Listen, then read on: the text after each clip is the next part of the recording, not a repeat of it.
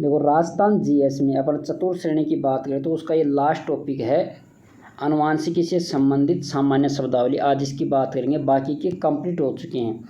मैं चतुर्थ श्रेणी की बात कर रहा हूँ, ठीक है। और वैसे जीएस में अपना और भी पार्ट्स हैं, और भी टॉपिक जुड़े हैं, केमिस्ट्री, फिजिक्स के, बायो के और भी टॉपिक्स हैं, लेकिन चतुर्थ श्रेणी में सिर्फ इतना ही है। अपना ये लास्ट टॉपिक आ चुका है आनुवांशिकी से संबंधित सामान्य शब्दावली। बाकी का पूरी क्लास बता रखी है, और अपना कराने का तरीका वो ही PYQ plus authentic source. Authentic source में NCERT या फिर राज्य पाठ्य पुस्तक मंडल या बोर्ड की बुक, गाइड एक भी नहीं, ठीक है। पहले प्रीवियस क्वेश्चन और फिर उसी के साथ ही उसका सोर्स, उसका ऑथेंटिक सोर्स कैसे, ठीक है। तो ऐसे समझेंगे।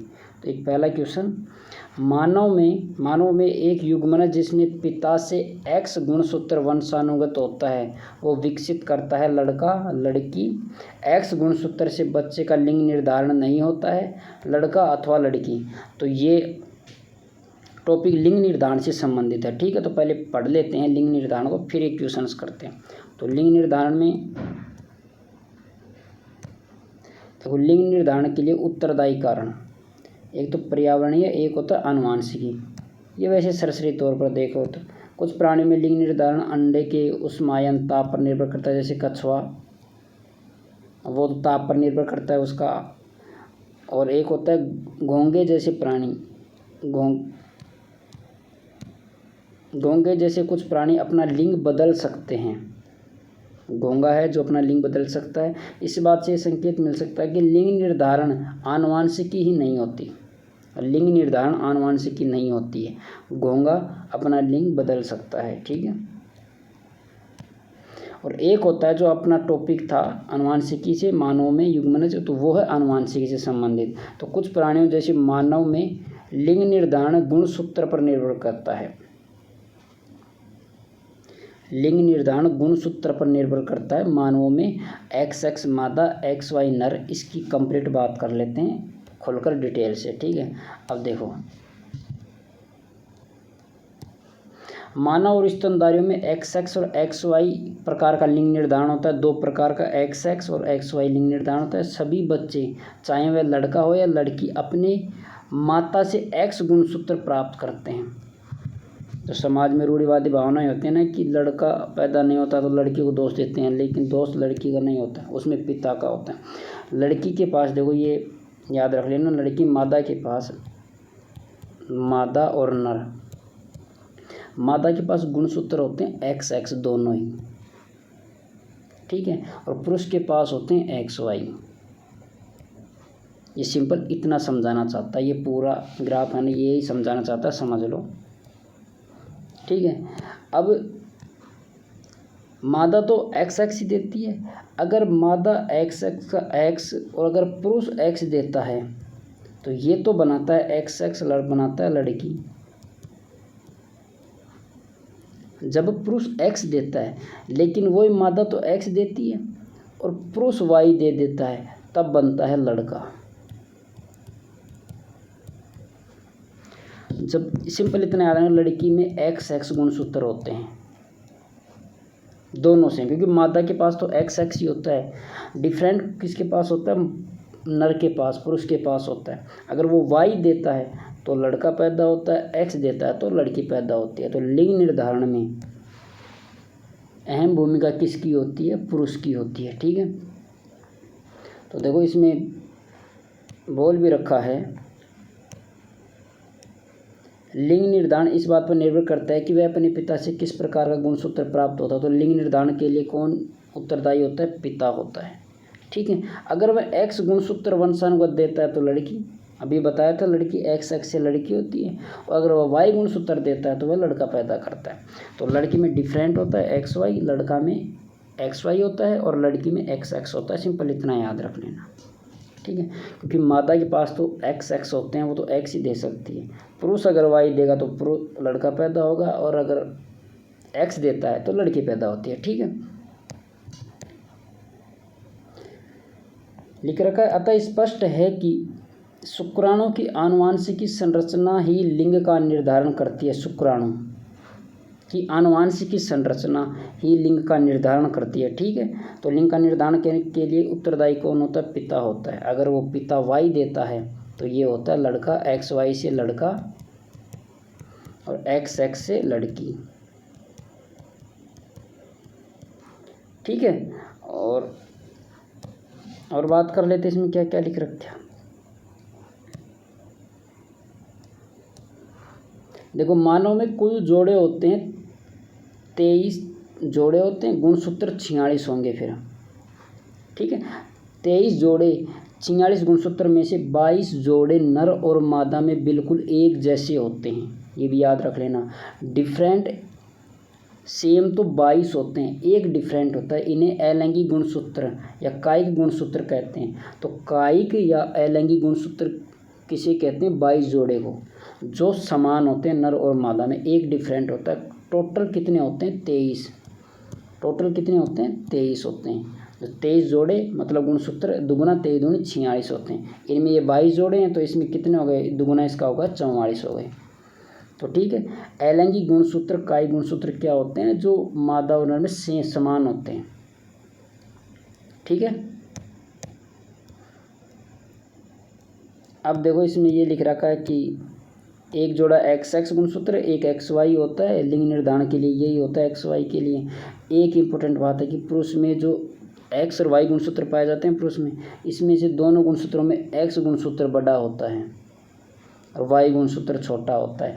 मतलब जिस प्रकार से इस ज़माने में लड़की को अहमियत दी जा रही है ना, ठीक उसी प्रकार लड़की में एक्स एक्स होते हैं। तो एक्स गुणसूत्र बड़ा होता है, वाई छोटा होता है, एक्स बड़ा होता है, याद रख लेना। क्योंकि एक्स एक्स से लड़की होती है, तो लड़की इस ज़माने में महत्वता भी दी जा रही है, तो एक्स गुणसूत्र बड़ा होता है।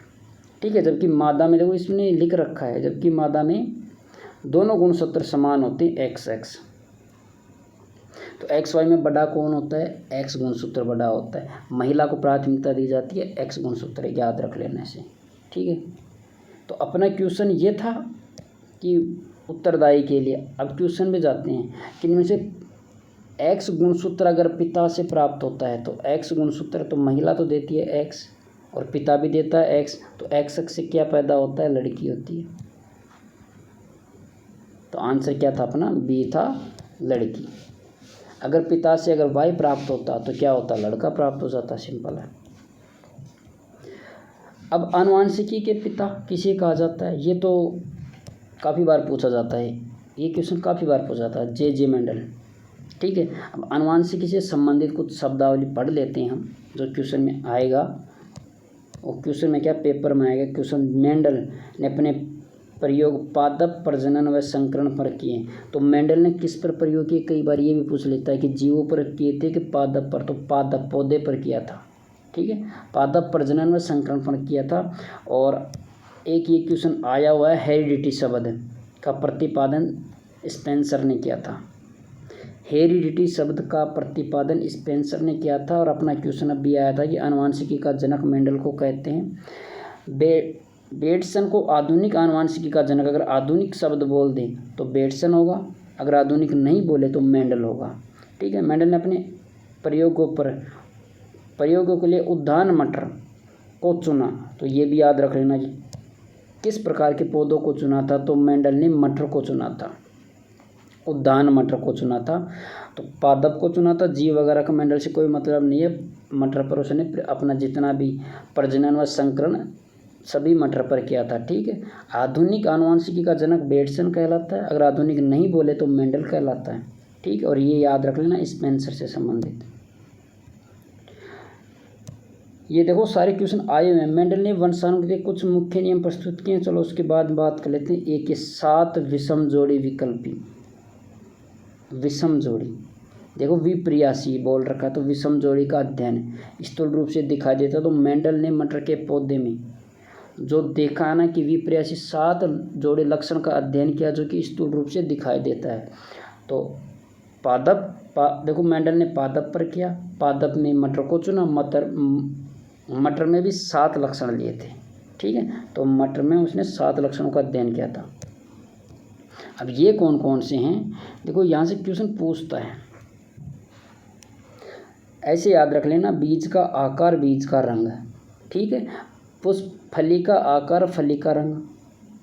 ठीक है, बीज का आकार, बीज का रंग, फली का आकार, फली का रंग, एक पुष्प का रंग और पुष्प की स्थिति,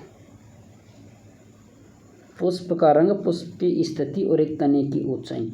इनमें से कोई सा भी 4 ऑप्शन उठा के दे देता है और 3 ऑप्शन उठा के दे देगा। बीज का आकार भी है, बीज का रंग भी है, तने की ऊंचाई भी है, और इसमें बोल देगा कि पुष्प का आकार, पुष्प का आकार तो ये नहीं होगा।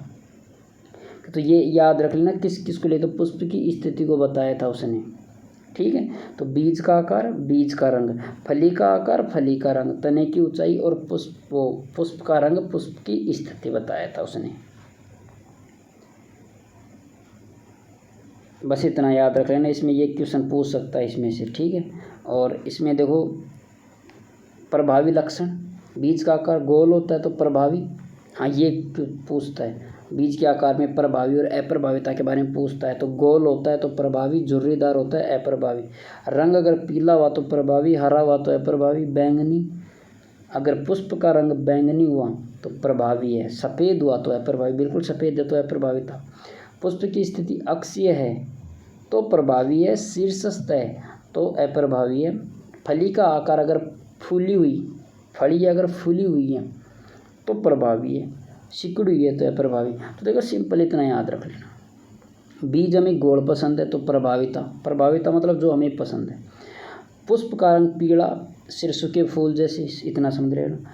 कलर बैंगनी, सरसों लिया नहीं है, सरसों इसने मटर लिया है, बता रहा हूँ मैं तो। कलर इसने बैंगनी, अक्षीय स्थिति और फली फूली हुई अच्छी लगती है, सिकुड़ी हुई नहीं, तो प्रभावी भी इसमें फूली हुई है।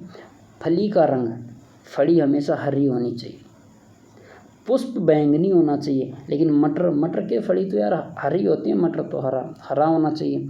और तने की ऊंचाई, सभी चाहते हैं कि अच्छा पौधा हो तो तने की ऊंचाई लंबा होना चाहिए, बौना नहीं होना चाहिए। जस्ट इसका विपरीत ही अप्रभावी होगा, ये जस्ट इसके विपरीत है। को लंबा लिया प्रभावी में, बौना है प्रभावी। हरा, फली का रंग हरा होना चाहिए, हमें जो चाहिए वो प्रभावी होता है, इतना याद रख लेना। बीज हमें गोल चाहिए, बीज का रंग पीला होना चाहिए, पुष्प का रंग बैंगनी होना चाहिए, स्थिति अक्षीय होनी चाहिए, फली का आकार हमें फूली हुई चाहिए, फली का रंग हरा चाहिए, तने की ऊंचाई लंबी चाहिए। इसका जस्ट विपरीत ही अगर झुर्रीदार बोल देता है बीज तो अप्रभावी है। अगर शीर्षस्थ बोलता है, पुष्प की स्थिति शीर्षस्थ है तो अप्रभावित लक्षण को दर्शाती है। बोल देता है कि अगर तने की ऊंचाई अगर बोनी है, देखो ये बोनी उठा लेता है, तने की ऊंचाई बोनी है तो ये प्रभाविता लक्षण को दर्शाती है, अप्रभावी लक्षण को तो ये अप्रभावी लक्षण को। यहाँ से इतने क्वेश्चन बन सकते हैं और अपना टॉपिक स्पेशल दिया भी है, ठीक है, तो पूछ सकता है। आनुवांशिकी से संबंधित कुछ अच्छी बातें हैं जो एज इट इज जुड़ती है लाइन। कारक क्या होता है? एक विशेष लक्षण की वंशागति व अभिव्यक्ति के लिए उत्तरदायी एक अथवा कारक होता है। अब कारक को जीन कहा जाता है, ठीक है। कारक को क्या कहा जाता है? जीन कहलाता है, जो कि वंशागति व अभिव्यक्ति के लिए उत्तरदायी होता है।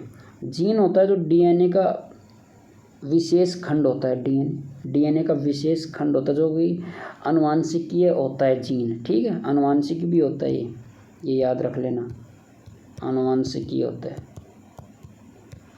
ओके। और युग्म विकल्प या एलील, ये पूछता है यहाँ से, इसको उठाता है एलील को। युग्म हाँ युग्म है। युग्म विकल्पी या एलील या एलिलोमार्क क्या होता है? एलील किसी भी कारक अथवा जीन के दो या दो से अधिक विकल्प रूप को दर्शाता है। एलील क्या होता है? किसी भी कारक अथवा जीन के दो रूप को दर्शाता है।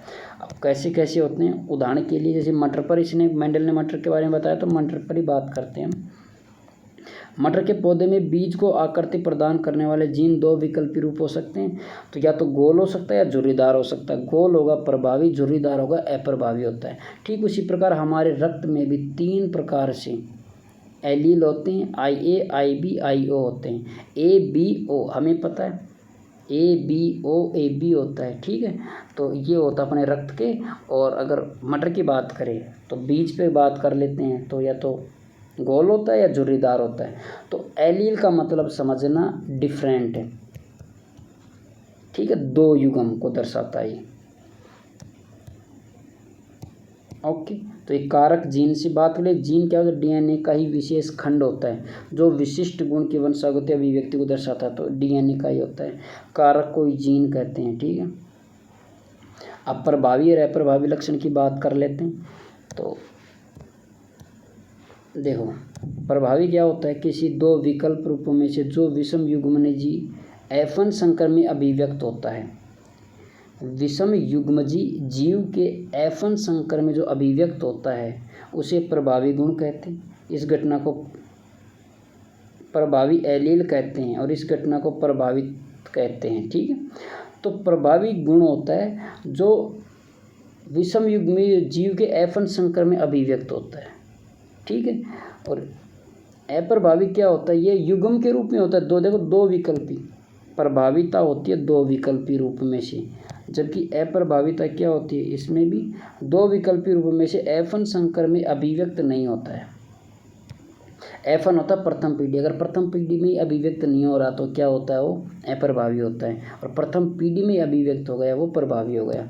ठीक है, उदाहरण की बात कर लेते हैं। टीटी से युक्त, टी होता है कैपिटल लंबा होता है मटर का पौधा, और टी होता है छोटा होता है। ठीक है, तो टी ऊंचापन तथा लंबा होना स्वयं को प्रकट करता है। टी बोनापन व्यक्त नहीं हो सकता है क्योंकि टी प्रभावी जीन है।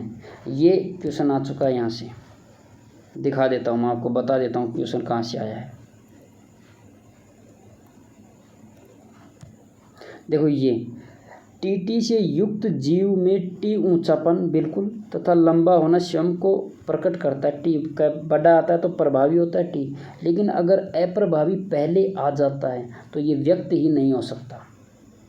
पहले प्रभावी आएगा, पहले टीटी आएगा, या तो ये हो सकता है या ये हो सकता है, लेकिन पहले बोना और लंबा नहीं हो सकता। ठीक है, इसीलिए टी प्रभावी जीन है या लंबापन प्रभावी गुण, तो ये होता है टी प्रभावी जीन होता है। ठीक है, तो प्रभावी जीन को पहले प्रकट किया जाता है। कभी भी इस मॉल को देखो, टी कभी भी प्रकट नहीं होगा, एक क्वेश्चन आ चुका है। ओके, और अप्रभावी में जो प्रथम पीढ़ी या प्रथम संकर में F1 में अभिव्यक्त नहीं होता है, अप्रभावी गुण कहलाते हैं। अप्रभावी गुण केवल समयुग्मजी स्थिति टीटी की स्थिति में होते हैं। अब अपना सार मैं बता देता हूँ, नहीं समझ में आएगा। अगर प्रभाविता की बात करें ना, तो प्रभावी गुण में एक प्रभाविता गुण होना चाहिए टी का, अगर बात करें ऊंचाई की। ठीक है, अगर बीज की बात करें तो गोला, अगर गोल बीज है तो भी प्रभावी, मतलब प्रभावी गुण होने चाहिए। वो ही अपने जो बताया था, देखो ये रहा, ये प्रभावी गुण होने चाहिए। अगर ये नहीं है और ये प्रभावी गुण में ये पहले होने चाहिए, उसके बाद ये हो सकता है चल जाएगा, लेकिन पहले प्रभावी गुण ही होने चाहिए। ठीक है, वो गोल और झुर्रीदार हो सकता है, झुर्रीदार गोल नहीं हो सकता, याद रख लेना। और अप्रभावी में बोलता है,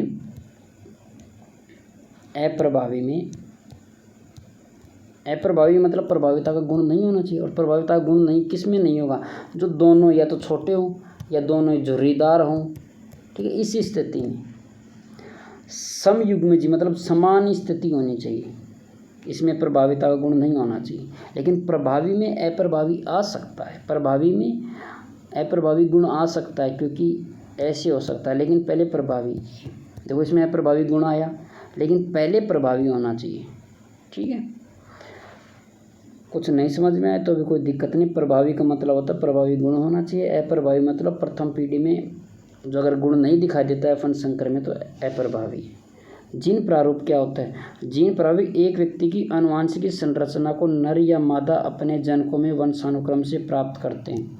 ये होते हैं नर मादा अपने वंशानुक्रम से प्राप्त होते हैं, ये तो जीन ऑफ टाइप प्रकार के होते हैं। ठीक है, जैसे विशुद्ध गोल बीज वाले जनक मटर के पौधे का जीनोटाइप RR होता है। तो विशुद्ध मतलब होता है बिल्कुल शुद्ध, और गोल टाइप में होता है R होता है, राउंड है, गोल। ठीक है, लक्षण प्रारूप किसी जीव के एक या एक से अधिक गुणे के बाह्य अभिव्यक्ति को लक्षण प्रारूप कहते हैं। लक्षण बाह्य गुणों के गुणे की बाह्य अभिव्यक्ति को दर्शाता है, जबकि जीन प्रारूप वंशानुक्रम को दर्शाता है। ठीक है, जनकों में अगर वंशानुक्रम से प्राप्त होते हैं जनक, तो आनुवांशिक संरचना जो नर या मादा अपने जनकों या वंशानुक्रम से प्राप्त होते हैं वो तो जीन प्रारूप कहलाते हैं। और लक्षण प्रारूप होते हैं जो एक या एक से अधिक गुण की बाह्य अभिव्यक्ति को लक्षण प्रारूप कहते हैं, इसे कहते हैं फिनोटाइप। जीनोटाइप जीनोटाइप में जीन लिख रखा है, फिनोटाइप होता है लक्षण प्रारूप होता है। पौधे के लिए गोल व झुर्रीदार आकृति फिनोटाइप होती है। अगर विशुद्धता की बात करें, प्योर शुद्ध की बात करें तो जीन होता है। ठीक है, अब क्वेश्चन आता है जीन से संबंधित। जीन जो विपरीत लक्षणों के संकेत कहलाते हैं, विपरीत लक्षणों के। अलील अभी बताया था आपको, अलील में 2 युग्म होते हैं। ठीक है, तो विपरीत लक्षणों के होते हैं, अलील कहलाते हैं। देखो दिखा देता हूँ आपको।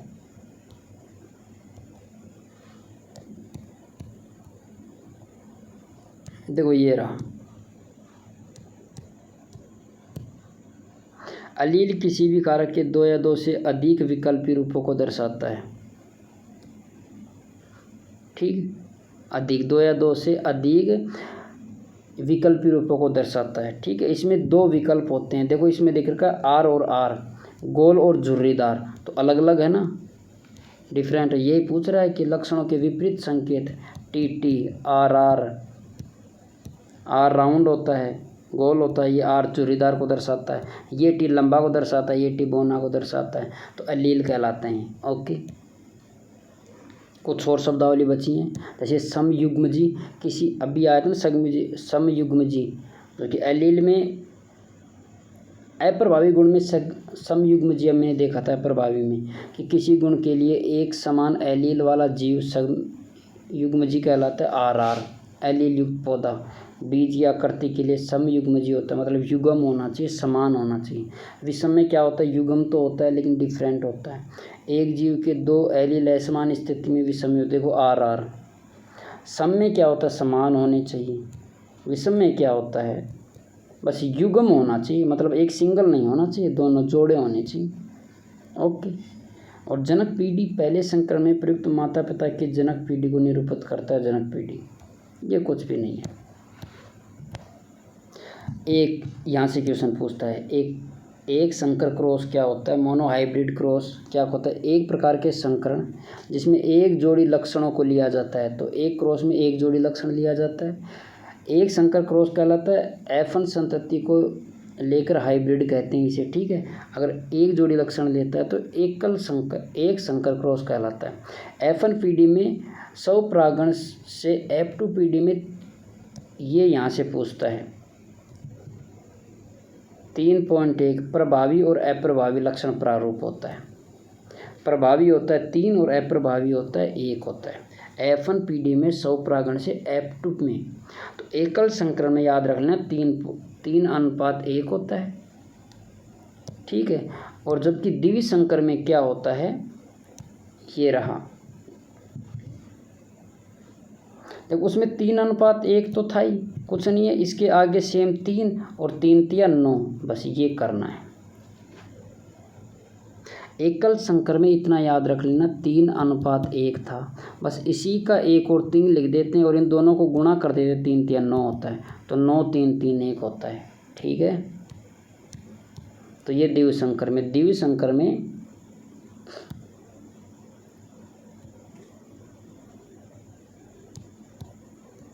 ठीक है। अब द्विवीय संकर में वही है, F2 पीढ़ी में द्विवीय संकर में जिसमें 2 जोड़ी होते हैं। एकल संकर में एकल जोड़ी संक्रमण था, देखो इसमें एक जोड़ी लक्षणों को लिया जाता है, इसमें 2 जोड़ी लक्षणों को लिया जाता है।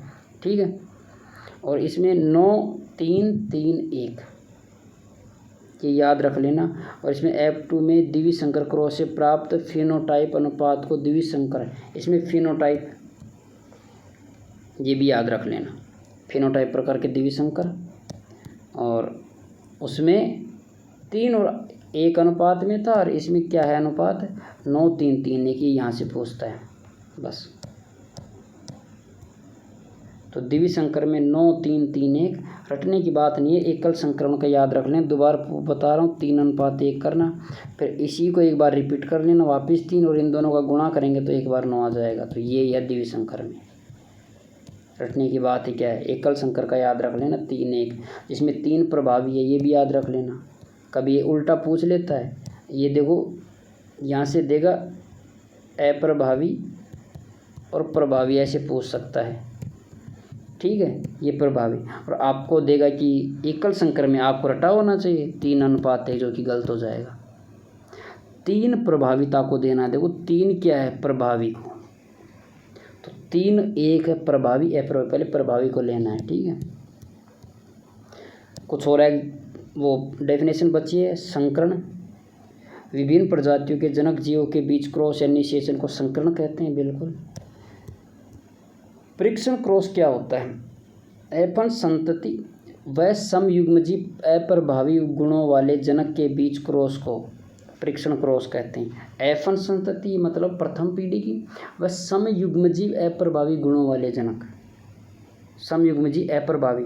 लेकिन व्युत्क्रम क्रॉस में देखो, हाँ इसमें एक ये भी याद रख लेना, व्युत्क्रम क्रॉस का तो अलग ही है, उसमें तो चेंज ही हो जाता है, ठीक है। ये परीक्षण टेस्ट होता है। और यदि F2 संतति विषम, देखो इसमें समयुग्मजीव ले लिया हमने, लेकिन अगर विषम युग्मजीव हो तो परीक्षण क्रॉस के परिणाम 1 1 होंगे।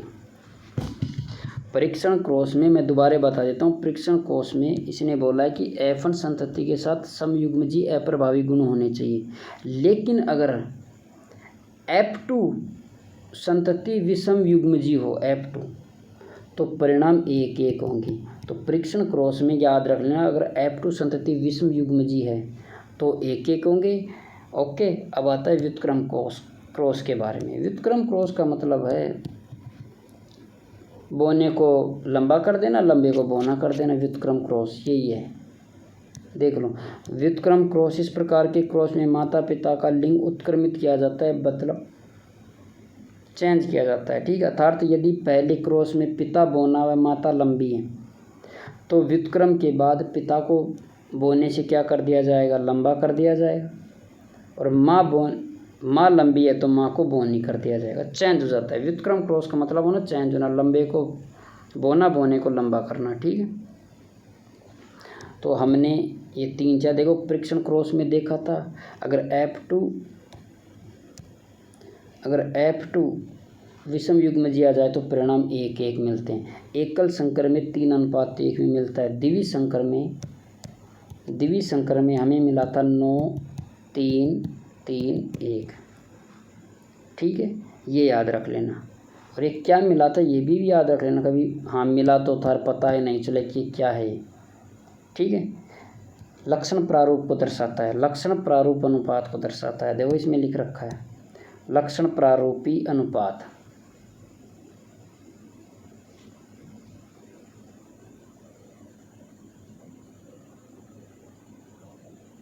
ठीक है, जिसे फिनोटाइप भी बोलते हैं, इसमें लिख रखा है। एकल संकरण, वही एकल संकरण भी बताया था, जिसमें प्रभावी अप्रभावी 3:1 में होता है। उसमें कुछ बात कर लेते हैं। मटर में के 2 पौधे जो एकल जोड़ी, अभी बताया तो सर एकल जोड़ी आएगा। देखो एकल जोड़ी, एकल में एकल जोड़ी लक्षणों के मध्य क्रॉस करवाया जाता है, उदाहरणतः लंबे और बौने पौधे के मध्य। तो देखो अगर टी और टी के मध्य किया जाता है, क्रॉस करवाया जाता है, तो प्रभावी कौन है, कैपिटल टी है, तो देखो लंबे पौधे प्राप्त होंगे। ओके, एकल संकर में देखो F1 पीडी में सभी लंबे पौधे होते हैं, कैपिटल टी, जबकि FT पीडी में लंबे भी हो सकते हैं और बौने भी हो सकते हैं एकल संकर में। तो लक्षण प्रारूप में F2 पीडी में 3:1 में होता है, जिसमें 3 लंबा होता है, जो तो प्रभावी, वही बात है। तो ये प्रभाविता को दर्शा रहा है, पहला प्रभावी, क्योंकि टी लंबा अपना प्रभावी होता है, ठीक है, और 1 बौना होता है, अप्रभाविता को दर्शाता है। तो लक्षण प्रारूप 3:1 और जीन प्रारूप ये याद रख लेना, F2 पीडी में 1 2 1 होता है। तो एकल संकर में अगर लक्षण प्रारूप की बात करें तो 3 1 होता है, और जीन प्रारूप की बात करें तो 1 2 1 होता है। ठीक है। और इसी प्रकार द्विविध संकरण की बात कर लेते हैं। द्विविध संकर संकरण में वो ही होता है, इसमें दो जोड़ी होते हैं, तो जो दो जोड़ी कारकों अथवा युग्म विकल्पियों के मध्य क्रॉस करवाया जाता है। मेंडल ने दो जोड़ी विपर्यासी लक्षणों जैसे पीले व गोल समयुग्मजी बीज, ठीक है, तो देखो पीले के लिए तो येलो और गोल के लिए राउंड वाले पौधे का हरे और झुर्रीदार, तो हरे के लिए और झुर्रीदार युग्मजी वाले मटर के पौधों में संकरण करवाया। तो सिंपल है, इसने क्या किया,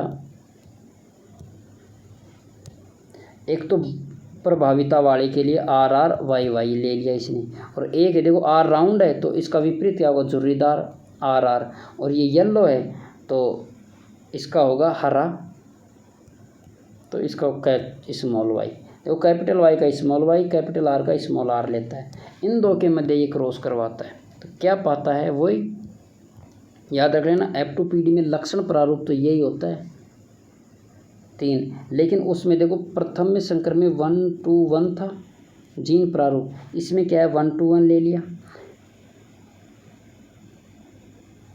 1 to 1 पीछे लिखना है, फिर देखना 1 to 1 लिख लिया पहले, फिर लिखना है 1 2 लिखना है, ठीक है, फिर 1 2 लिखना है, फिर लिखना है 1 2 2 4 होता है। कैसे याद रखना है बता देता हूँ मैं। अगर F2 द्विविध संकर की बात करें तो 1 to 1, ये तो हमने देखा है था प्रथम में, फिर लिखना है 2 1, वो 2 1 नहीं 1 to 1 ही लिखना है, देखो 1 to 1 लिख लिया, फिर लिखना है 1 2, ये पहले वाला लिखना है, तो फिर वापस 1 2 लिख दिया, उसके बाद लिखना है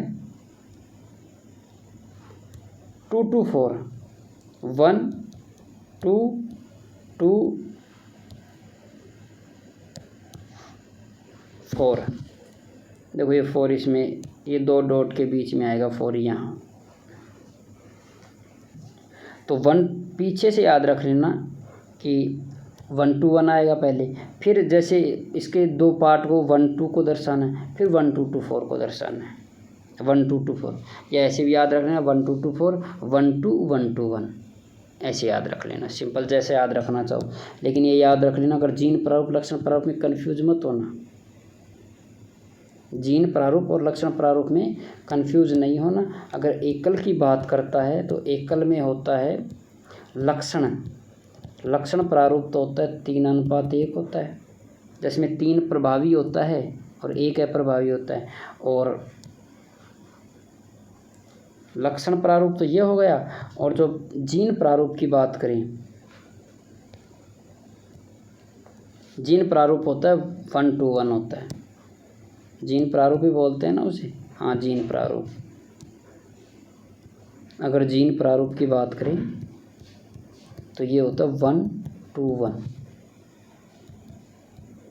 और द्विवी की बात करें, द्विवी संकर की बात करें तो इसमें होता है लक्षण तो होता है, क्या होता है 9 3 3 1 होता है, और जीन प्रारूप होता है इसमें, जीन प्रारूप कोई मेरे तो ऐसे याद रखा गया 1 2 1, देखो इसका एजिटिज लिख दिया, फिर इसका 2 लिखना है, आगे का 1 और 2, और फिर लिखना है 1 2 2 4,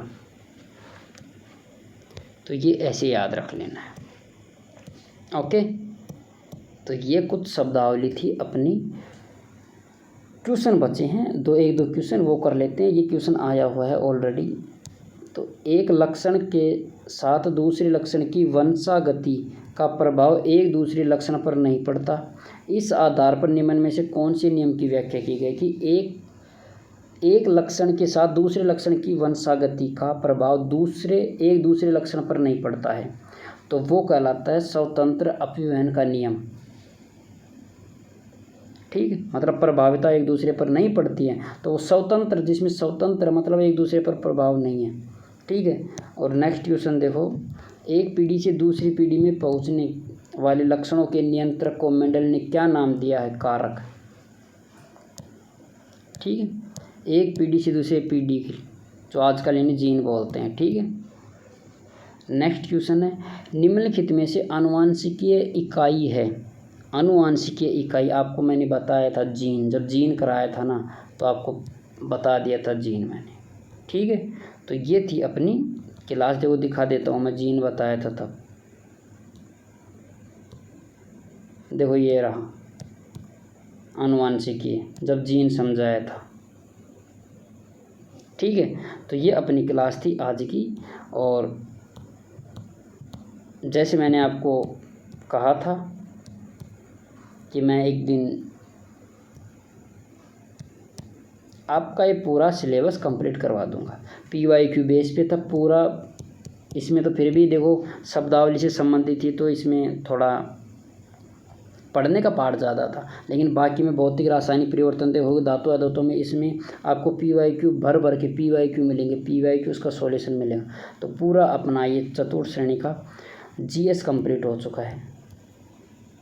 ठीक है, और इसकी प्लेलिस्ट में बनी हुई है, आप पूरा देख लेना चैप्टर वाइज, एक एक इनफ होगा आपके लिए। ओके।